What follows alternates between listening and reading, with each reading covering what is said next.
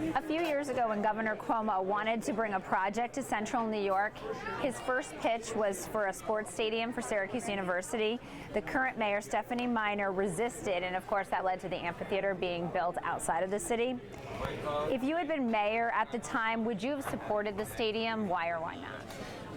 I would have approached it the way I would approach any initiative, which is to first do an assessment of the situation. So I'd want to know what were the pros and cons of bringing that venue to the city, what would the impact be on the residents, both advantageously and anything that would be disadvantageous. So, for example, how would it impact the residents in that area? Would it have an adverse impact on them? But at the same time, would it be such a revenue generator for the city that we'd really have a hard time saying no to it? And in that case, how would we ameliorate the effects of that on the residents? So I would approach it the way I do anything, which is to size it up first, collect data, both quantitative and qualitative, which means getting anecdotes and feelings from the people who will be affected by it, and then making a decision based on those data. Right now, Buffalo and Rochester are working together to try and get Amazon to build another headquarters in that region. It's a project that could potentially bring thousands of jobs to that area. Where do you see possible partnerships that could be formed to bring more jobs here to our area? The topic of jobs is one that we are certainly discussing a lot in this campaign, and I'm looking at the job situation from a few different perspectives. First of all, internally as a city, we need to do a better job of making Syracuse an attractive place for people. We have job-crushing fees and bureaucratic red tape that are interfering with people who want to come here and create businesses, which would create jobs. Second of all, we have some workers, but they don't have the right skills. So for example, we have some manufacturing jobs in Central New York that are going unfilled because even though we have people who want to be employed, they don't have the right skills. And some of those manufacturers are saying it takes 1 to 2 years to train people to become up to speed in those jobs. So we have to look at this from a multi-pronged approach. Number one, reduce the job-crushing fees and bureaucratic red tape, make sure that we are creating jobs. Another way to look at that is, for example, the topic of infrastructure. We have not talked about that enough in the mayoral race. If we had been investing in our infrastructure over these last years, we would have had a lot more opportunity for jobs. So I look at it in terms of what we could be doing internally, what we can do to create more jobs, and we have to do a better job of connecting workers with better skills to the jobs that are available. If elected mayor, during your first year on the job, you will deal with a budget gap. Will you propose raising property taxes? I would not propose that. Only approximately 51% of our properties are on the tax rolls right now. There are other ways to generate revenue. We don't have enough people who want to live in the city. Raising taxes, I believe, would be a disincentive for people. We want people to choose to live in Syracuse, choose to work here, choose to send their children to school here. And if we raise taxes, that's not going to motivate anyone to come buy property here. When young families consider moving into the city, they look at the schools. Last year, the graduation rate was almost 61%. And while the graduation rate is up in Syracuse, it is still behind the state average. If elected mayor, how hands-on do you plan on being in the school district? I've announced that if I'm elected mayor, I will seek responsibility, mayoral responsibility for the schools. And there are different models for that, and it takes a little bit of time for people to internalize what this concept is. What I would be looking at is, with the advice and consent of the Syracuse Common Council, we would appoint the school board members. The reason for that is, number one, in Syracuse, being one of the big 5 school districts, our school board members have to run on partisan lines. We also have the potential for too high a turnover in school board members. And the school board is the key governing body for the school district. We need continuity and consistency. By appointing the school board in conjunction with the Common Council, we would be ensuring more continuity and consistency, and I would be sending the message to the people of Syracuse who have told me hundreds of times that one of their primary concerns is the underperforming school district. This way, the buck would stop with me, I'm sending the message that the schools are of paramount importance, and I would be able to bring together community leaders, other elected officials, to give that school board the support they need so that the superintendent and the administration and the teachers have what they need to do their jobs. What do you see as the biggest issue keeping young families from moving into the city, and what will you do to address it? I think the biggest problem confronting young families who want to move into the city at this point is the school district. I know a number of young families who are leaving the district because they want to go to a suburban school district, or who are choosing to send their children to non-public schools. Now, if you're a family of financial means and you can afford to do that, that's your prerogative. But we have families of limited financial means, and unfortunately, in some cases, their only choice right now is to send their children to schools in receivership, or, for example, to West Side Academy that needs $54 million in renovation and only $17 million are available. But the issue really is how to get underneath it all and make Syracuse be a desirable place where people will choose to send their children to school. By seeking mayoral responsibility of the school district, that would be a way to solve that problem. With talks of consolidating services between the city of Syracuse and Onondaga County, where do you see 3 areas that could benefit taxpayers from sharing? In one area, I would recommend consolidating the Syracuse Industrial Development Agency with the county IDA. I would insist that they agree to a ban on pay-to-play in the interest of ethics reform. I think people across the state are certainly looking for ethics reform. I would be looking for a ban on pay-to-play, but I do feel that the industrial development agencies should be consolidated. Right now, they're working against each other. I would also look, for example, to have the libraries have more consolidation. I personally have 3 library cards right now. I have one from the state of New York, one from Onondaga County Public Library, and one from Syracuse University.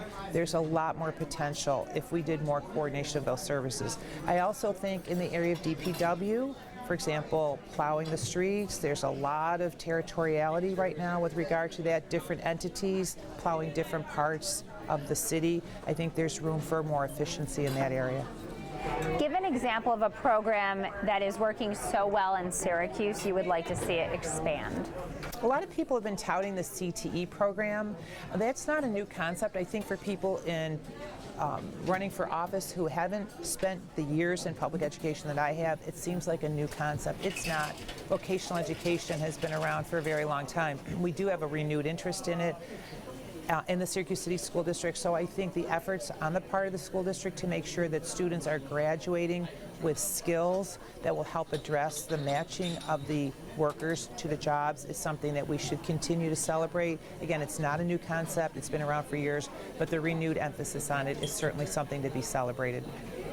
Give an example of a program that is working well in another city that you would like to bring here to Syracuse. I've cited the example of Camden, New Jersey, which has done a turnaround in their police department. We are understaffed in our police department. I've said it since I started my campaign. We have approximately 415 police officers right now. We should be at around 465. So if we had a fully staffed department, we could implement true community policing, which means our police officers would be available to get to know our residents, know the youth by name, form these trusting relationships that don't exist now. Camden, New Jersey is a good example of how that can be done. We're looking ahead right now. 20 years from now, how will the decision on 81 have reshaped not only the city, but the area around 81? The decision will certainly have reduced the terrible effect of the elevated viaduct and what it did to our city. The decision as to what to do in its place, I don't think can be made quite yet. We're still awaiting the results of an independent study. This is a decision that's going to have a decades-long impact. I don't understand why my opponents are so quick to rush into the community grid. We don't have all of the facts. I want to see the results of that study before we move ahead. I asked somebody who does not live in Syracuse, what issue is most important to you as someone who does not live in the city? And her response was downtown parking and finding parking. What do you think about the parking options, and what do you think needs to be done to make Syracuse more attractive to people who are visiting? The issue of parking, again, is something that requires an assessment. I think we have the personnel within city administration to size this up intelligently and make some recommendations. There are metrics that are applied to this, just there are metrics that are applied to every other area of city government.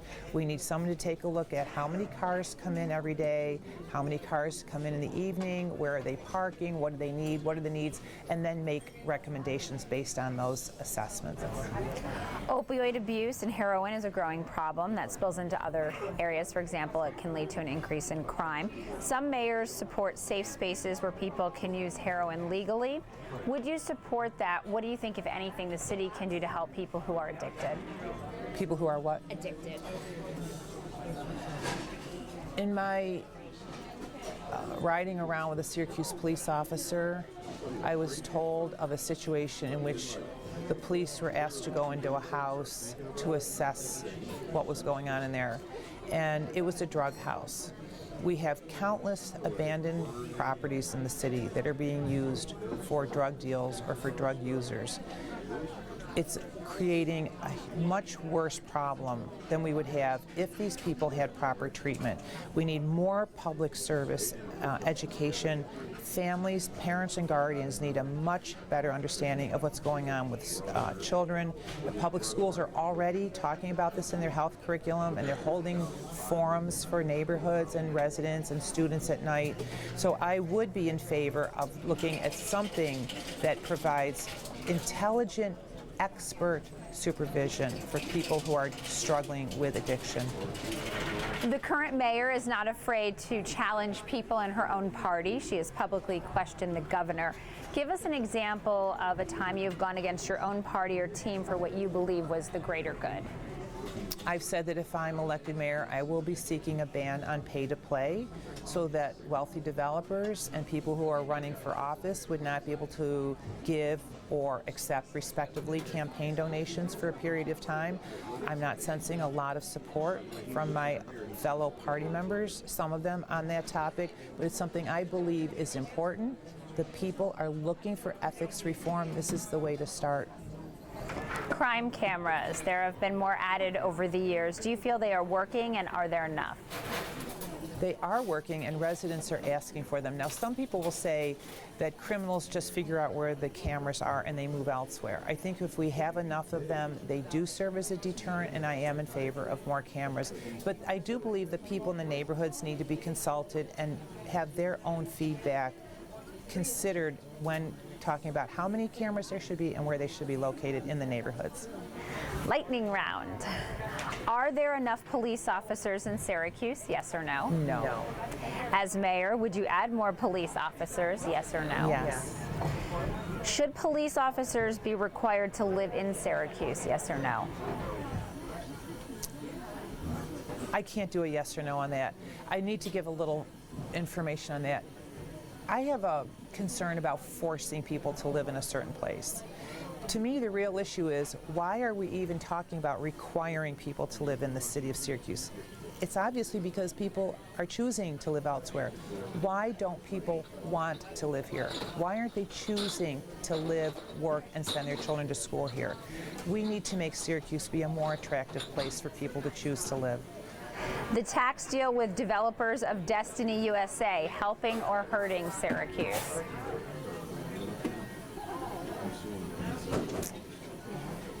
Pilots should be used to attract people to Syracuse who wouldn't have come here before. We have a lot of people who want to start businesses who would be benefiting from wealthy developers' receipt of taxpayer dollars. I think it should be directed in other places. And so people realize they were already here.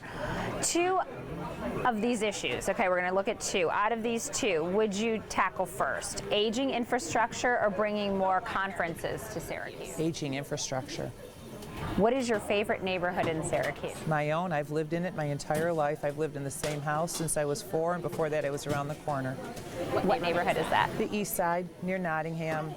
I've been there seeing the changes in my city from that perspective over the years, and I'm sad to say I've seen my city in a state of decline for decades. I believe Syracuse can be turned around. The majority of people asked have said they think Syracuse is on the wrong track. We can turn it around. Syracuse has tremendous potential, and we can realize that potential with the right leadership in City Hall.